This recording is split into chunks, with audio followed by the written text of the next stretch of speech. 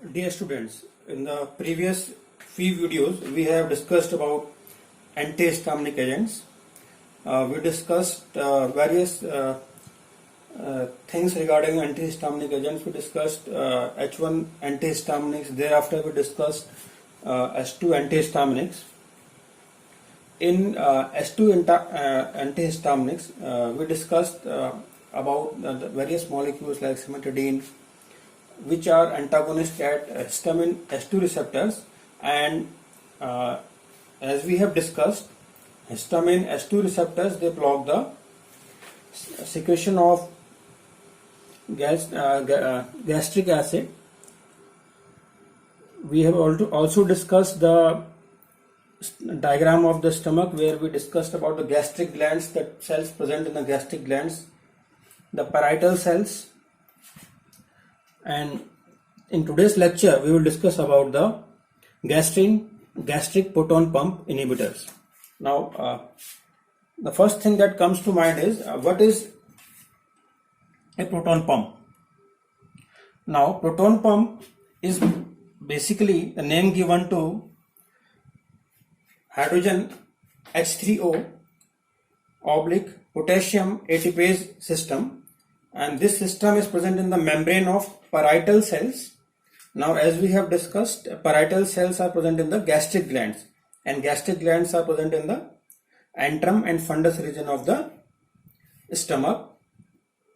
So this H3O या H plus / potassium ATPase system is present in the membrane of parietal cells of gastric glands, and it exchanges hydrogen and potassium ions, resulting in the secretion of hydrogen ions that are required for the formation of gastric acid. Along with, when it combines with the chloride ion, this forms gastric acid, that is HCl. Okay, so this is the proton pump. Proton pump is the name of the H3O plus / potassium ATPase system. The purpose of this proton pump is to secrete the hydrogen ions in exchange for the potassium ions. In addition to this, we have discussed other modulators of gastric acid secretion, and those were histamine, gastrin, and the acetylcholine.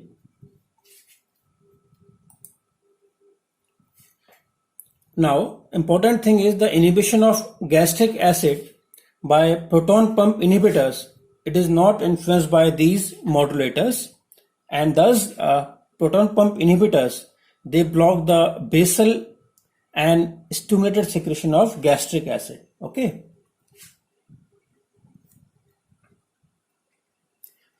Now, the benzimidazole derivatives were the first agents to be reported as proton pump inhibitors. Thereafter, these benzimidazole derivatives were modified to benzimidazole sulfoxide derivatives, and these benzimidazole sulfoxide derivatives were then marketed as proton pump inhibitors. We will discuss about the various agents under this category of PPIs. PPI means proton pump inhibitors of the benzimidazole derivative class in the next few slides. Interestingly, this benzimidazole PPIs, they act as prodrug. And what is prodrug? A prodrug is a moiety which is inactive as such, but once it enters the body, it is transformed into some other form that is actually the active form of the drug. Okay, so likewise these benzimidazole derivatives, they are biotransformed into benzimidazole sulfonamide metabolite, which is the active form of these PPIs. We will discuss more about the mechanism of action in the next upcoming slides. Okay, now this is an example. Omeprazole is an example of benzimidazole. Now this, you can see, this ring system is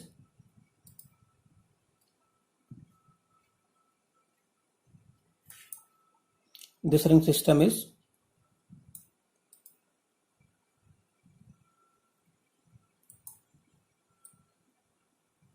benzimidazole ring system. Okay, now the numbering in this benzimidazole ring system is 1, 2, 3, 4 and 5. So we have 5 methoxy group, and then at the second position of benzimidazole ring system we have this fragment, and this ring is the pyridine ring system. So this is the structure of omeprazole. Now this omeprazole, it is transformed into this form. Now this is the sulfonamide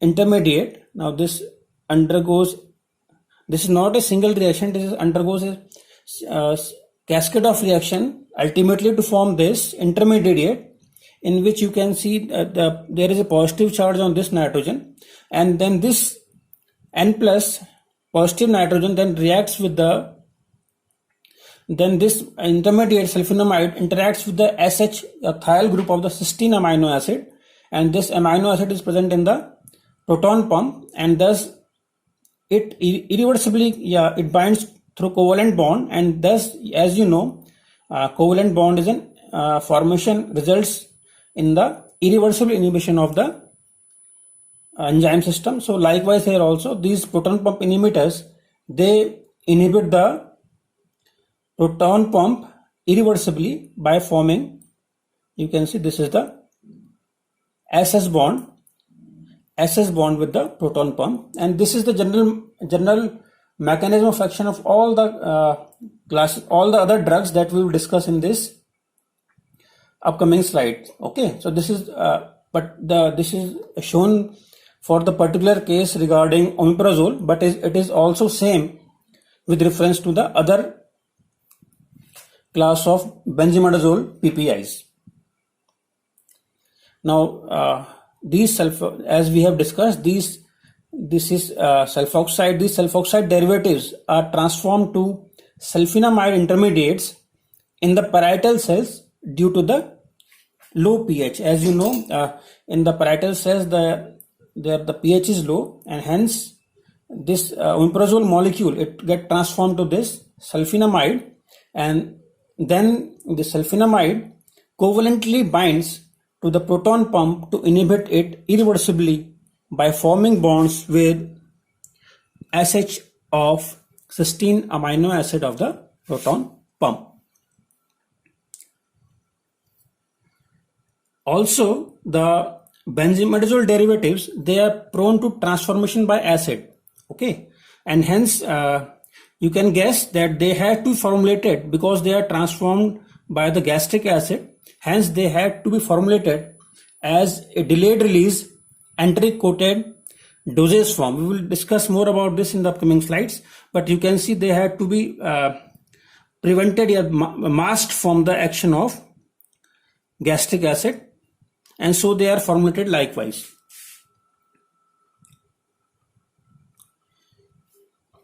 Also, these PPIs are better in management of short-term treatment of duodenal ulcers, and they also possess antibacterial activity against H. pylori bacteria. Now this bacteria is cause of the bacteria-induced ulcer, so it is a two-way action. They are preventing the secretion of gastric acid, and also having antibacterial activity against the bacteria that is the causative agent of bacteria-induced ulcer. So they are better than the H2 histaminics in this case for treatment of peptic ulcers. Now these PPIs, they are metabolized mainly by the cytochrome P450 enzyme system. Okay, and hence you can understand that because they are metabolized by this cytochrome P450 enzyme system, so all the other drugs that are metabolized by the same enzyme system, their metabolism is affected. Okay, so now we come to the first drug in the syllabus, that is omeprazole. We have already discussed the structure of omeprazole. As we have discussed, it is a benzimidazole derivative, and it also contains a pyridine ring system.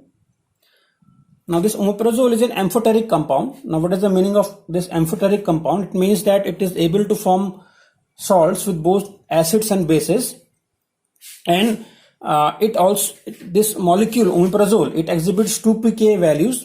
One is because of the pyridine nitrogen and the pK is 4.1, and then other pK is exhibited because of the benzimidazole NH, and that is 1.6. Also you can we will see just later on that this omeprazole, it contains an asymmetric atom, and hence it has again two configuration, RNS configuration, RNS enantiomers. Out of this RNS enantiomer, S enantiomer of omeprazole, also called by the name isoomeprazole, is more potent than the R isomer. Now this omeprazole molecule, it ionizes as shown in this what happens, this NH, okay, so this hydrogen from here, it leaves this benzimidazole moiety to form N minus, and this is the ionization of omeprazole and all other categories of benzimidazole PPIs. Now coming to the metabolism of omeprazole. Now this in metabolism, this sulfur SO group, is metabolized either to this SO2 or to a thioether. Okay, it is metabolized to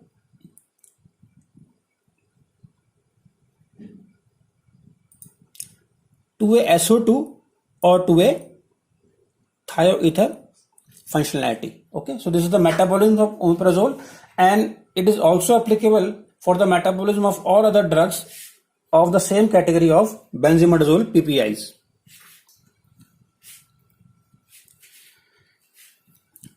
Another drug in the syllabus is lansoprazole. Now this is also an amphoteric compound having a weak acid and weak basic property. Likewise in omeprazole, it has got two pKs. pK of pyridine is 4 and pK of benzimidazole is 1.4.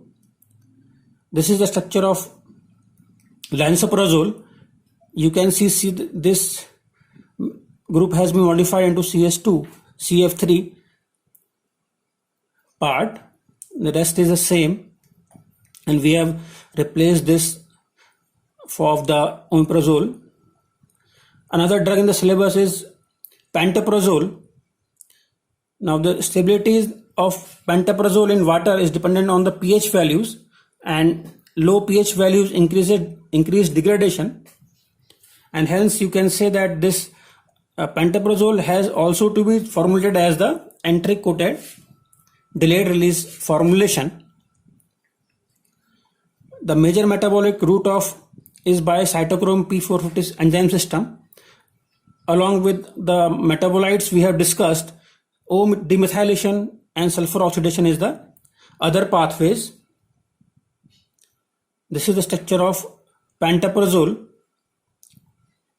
Now this pantoprazole we have modified the 5th methoxy of the benzimidazole ring system with OCSF2, and then the drug in the syllabus is rabeprazole.